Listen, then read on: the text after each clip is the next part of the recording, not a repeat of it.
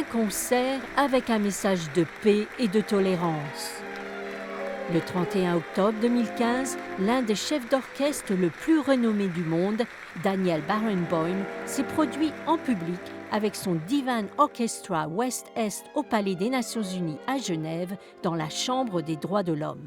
Ban Ki-moon, le secrétaire général des Nations Unies, a prononcé le discours d'ouverture. With armed conflict spreading across the Middle East, particularly in Syria and Yemen, and with yet another round of Israeli-Palestinian hostilities, it is heartening to see young Israeli and Arab musicians replacing the noise of violence with sounds of harmony.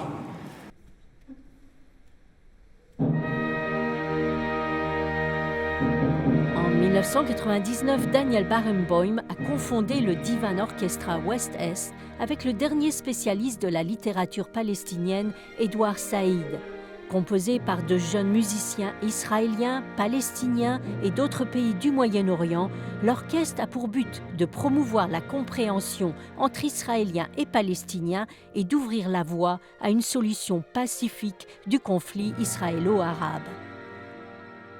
When they spend all day long trying to make music together, playing together in the same note, in the same volume, with the same volume, with the same quality of sound, eventually the differences, at least mentally, get softer.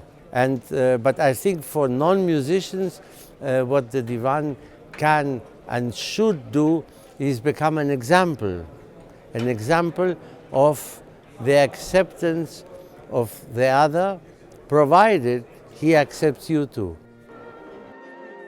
En 1967, Daniel Barenboim, dont l'origine est argentin, espagnol et israélo-palestinien, a dirigé des orchestres les plus prestigieux du monde. Pendant de nombreuses années, il s'est engagé à réconcilier les communautés belligérantes dans le conflit du Moyen-Orient. En 2007, le conducteur a été nommé messager de la paix des Nations Unies.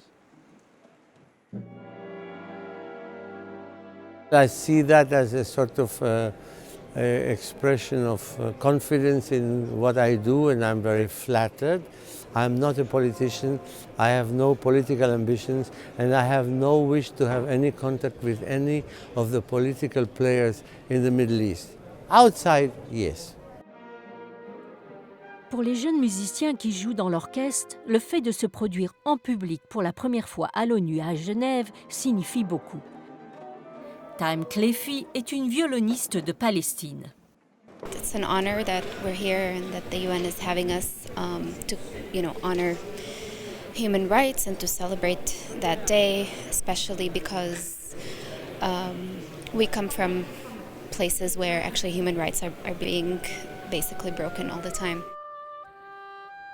Meirav Kadishevsky est une oboïste d'Israël.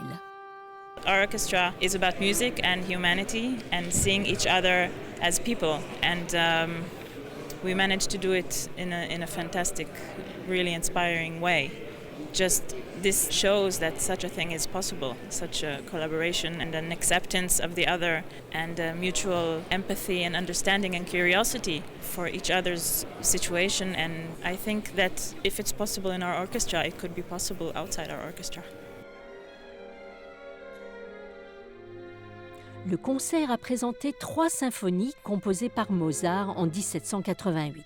What music does teach is that everything is connected. When you have an orchestra of 50 or 60 musicians, every note that is played by every musician is connected to something else. So, the lessons that one can learn, if we look at our dreadful Israeli-Palestinian conflict, you cannot solve by itself. You cannot solve the justice that the Palestinians demand by itself, and you cannot solve the security that Israel wants. It only works together. La Chambre des droits de l'homme était un lieu approprié pour un concert consacré à la compréhension et le respect mutuel, et un lieu pour réfléchir sur ce que davantage pourrait être fait pour faire avancer les droits humains et le respect de la dignité humaine en se laissant inspirer par des artistes qui incarnent l'esprit de la paix.